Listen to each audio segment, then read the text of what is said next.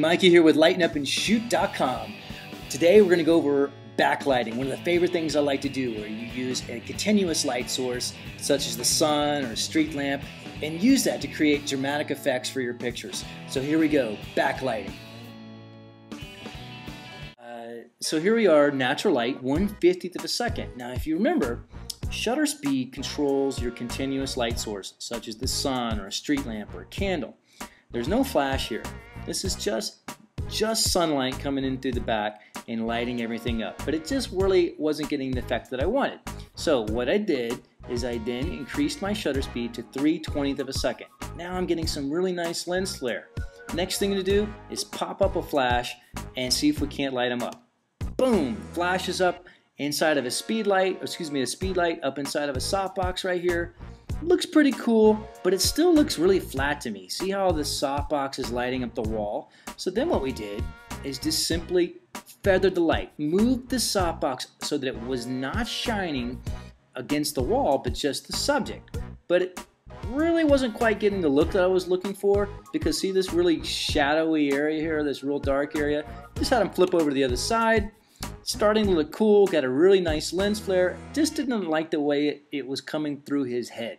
So had him go more towards the center, presto, got a really cool dramatic picture by using two lights. That's right, with one flash. How do you do that? Because one of your light sources is with your sun, the second light source is with a flash in this case.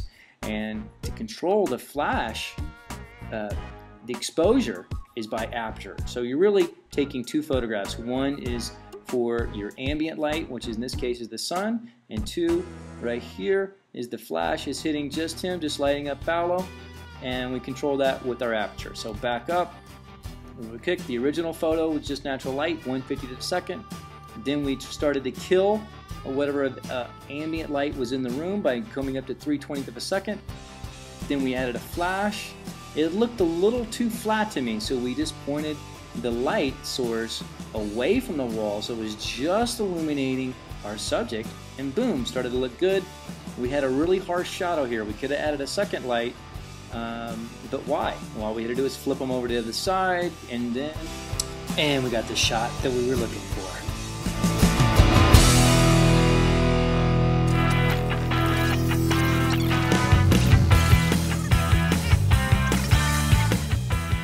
Alright, let's just blaze through another example real quick.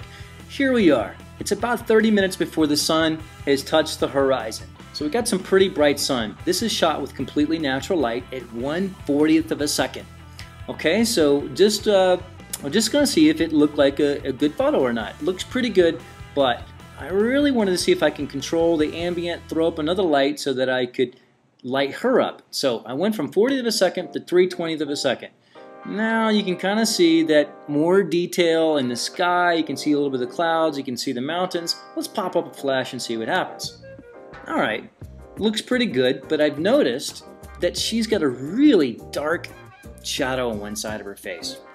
So what I'm going to do is I'm going to add a third light source. That's right, 3 lights with 2 flashes. The first light being the ambient light, which is the sun behind her, and then a main light, and then I'm going to add, boom, a third light just to light up the left side of her face, and I've got it at a little bit less power so that it doesn't look like on-camera flash. You got one side that's a little brighter than the other so that you still have some dramatic lighting. So back up, you can see that that's a little too dramatic, a little too contrasty.